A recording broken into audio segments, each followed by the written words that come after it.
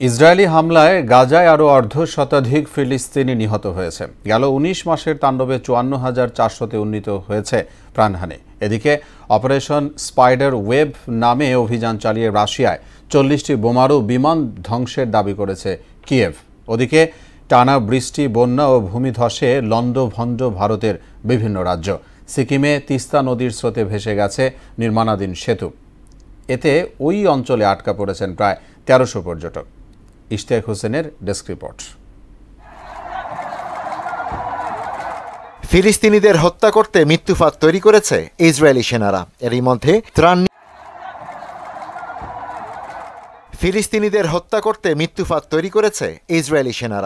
মধ্যে ত্রাণ নিতে আসা অসহায় ক্ষুধার্ত মানুষের উপর এলোপাতাড়ি গুলি চালিয়ে রাফা অঞ্চলে ৫৪ ফিলিস্তিনিকে হত্যা করেছে তারা। এই ঘটনায় আহত হয়েছেন আরও অন্তত ২০০ জন। গেল ১৯ মাসের তাণ্ডবে ৫৪,৪০০ ছাড়িয়েছে প্রাণহানি। এমন হামলার তীব্র নিন্দা জানিয়েছে জাতিসংঘ। যুক্তরাষ্ট্রের কলোরাডো রাজ্যে ইসরায়েলপন্থী একটি বিক্ষোভে পেট্রোল বোমা নিক্ষেপের ঘটনায় অন্তত ৬ জন আহত হয়েছেন। রোববার স্থানীয় সময় দুপুরে বোল্ডারে এই ঘটনা ঘটে। মার্কিন গোয়েন্দা সংস্থা এফবিআই এই ঘটনাকে পরিকল্পিত সন্ত্রাসী হামলা আখ্যা দিয়ে তদন্ত শুরু করেছে। এরই মধ্যে হামলাকারীকে গ্রেপ্তার করেছে পুলিশ।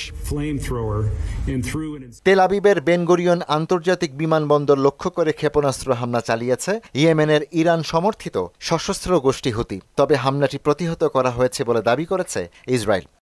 ওয়ালটন আবারও মিলিয়নিয়ার অফারে ওয়ালটন ফ্রিজ কিনে আপনিও হয়ে যেতে পারেন মিলিয়নিয়ার। এদিকে রাশিয়ার ৪টি বিমান ঘাঁটিতে ড্রোন হামলা চালিয়েছে ইউক্রেন। এতে অন্তত ৪০টি বিমান ধ্বংস হয়েছে বলে দাবি করেছে কিয়েভ। রোববার সকালে রাশিয়ার সাইবেরিয়া রাজ্যসহ অন্যান্য জায়গায় এই হামলার ঘটনা ঘটে। অপারেশন স্পাইডার ওয়েব নামের এই অভিযানটি চালাতে ১.৫ বছর ধরে প্রস্তুতি নেওয়া হয়েছে বলে বিবিসির এক প্রতিবেদনে জানানো হয়। ওদিকে ভারতের উত্তর পূর্বাঞ্চলে টানা বর্ষণে একদিকে বাড়ছে পানি, অন্যদিকে ঘটছে ভূমিধস। কয়েকদিনের টানা বৃষ্টিপাতে তিস্তা নদীর পানির স্তর দ্রুত বাড়ছে। এমন পরিস্থিতিতে শনিবার রেড অ্যালার্ট জারি করেছে ভারতের আবহাওয়া অধিদপ্তর আইএমডি। টাইমস অফ ইন্ডিয়ার প্রতিবেদন মতে ভারতের সিকিমের উত্তরাঞ্চলে মাঙ্গন জেলার নির্মাণাধীন সাংকালাং সেতুর একটি অংশ রোববার তিস্তা নদীতে প্রবল স্রোতের কারণে ভেসে গেছে। সেতুটি জংজু, চুংথাং, লাচুং ও লাচেনকে সিকিমের অন্যান্য অঞ্চলকে সড়ক পথে সংযুক্ত করছিল। সিকিমের বিভিন্ন এলাকায় ১৫০০ পর্যটক আটকা পড়েছেন। খারাপ আবহাওয়ার কারণে উদ্ধার অভিযান স্থগিত রাখা হয়েছে। আইএমডি সতর্কবার্তায় অপ্রয়োজনীয় ভ্রমণ এড়াতে এবং নদীর তীর থেকে দূরে থাকতে বলা হয়েছে। ইশতিয়াক হোসেন, মোহনা সংবাদ।